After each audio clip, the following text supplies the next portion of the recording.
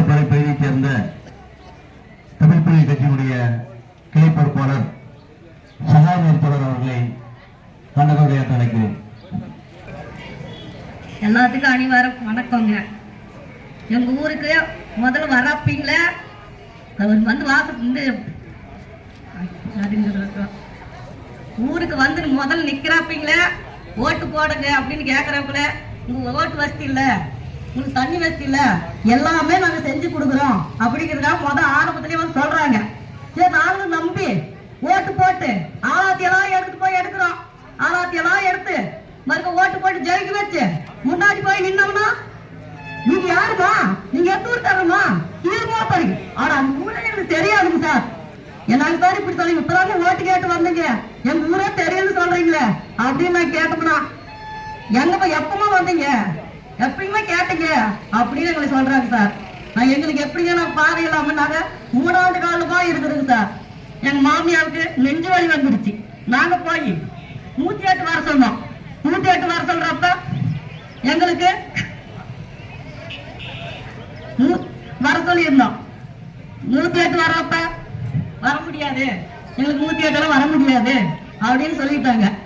சரி, என்ன பண்றது, கார் பிடிச்சி வர சொல்லி போறதுல எங்க மாமி இறந்துட்டாரு. நாங்க என்ன பண்ணுவோம் சார், ஒரு நடப்பாதையும் இருந்திருந்தா எங்களுக்கு ஒரு வண்டி வந்து எங்க மாமியை வந்து காப்பாத்தி முடியுங்களா, எங்களால முடியல. சரி, இதுதான் போச்சாருங்க. எங்க ஊர்ல நெருப்பு பிடிச்சி எரியுதுங்க சார். தண்ணி வண்டி இந்த தீயா வைக்கிற வண்டி வர சொல்லி இருந்தோம். அதுக்கு தலையில வரப்ப தீயாவிக்கு வண்டி வந்து நிலம் பூரா எரிஞ்சு போச்சுங்க, வண்டி வரல. இந்த நடப்பாதை இருந்தது எங்களுக்கு எல்லாத்தையும் காப்பாற்ற முடியுமா, என்னால முடியலையே. நீங்க தான் எப்படியா ஒண்ணு நான் மோடியா கேட்டுக்கிறேங்க, எங்களுக்கு நடப்பாதை பாட்டு கொடுங்க, ரெடி பண்ணி கொடுங்க சார், நடக்கும் சார். இதே போன மாசம் ஒரு பொண்ணு நேரமாத கர்ப்பிணி, நடக்க முடியாத பாதை, அதான் என்ன பண்ணாங்கன்னா நடந்து வராங்க, மழை சீசன், ரோடு இல்லை. என்ன பண்ணாங்கன்னா நடந்து வந்து வர ஆம்புலன்ஸ் கூப்பிட்டாலும் வர மாட்டேங்கிறாங்க, கார் கூப்பிட்டாலும் வர மாட்டேங்கிறாங்க, ஆட்டோ கூப்பிட்டாலும் ஏன் அங்க வந்தா விழுந்துரும் அப்படிங்கிறாங்க. அந்த கர்ப்பிணி பொண்ணு நான் எப்படி கூட்டிட்டு போறது சொல்லுங்க சார். ஐயா, விடியல் தரும் சொன்னீங்களா ஐயா, எங்க கிராமத்துக்கு ஒரு விடியல் கொடுங்க ஐயா. நாங்க என்னன்னு கேட்கிறோம், ரோடு கேட்கிறோம், அவ்வளவுதாங்க ஐயா.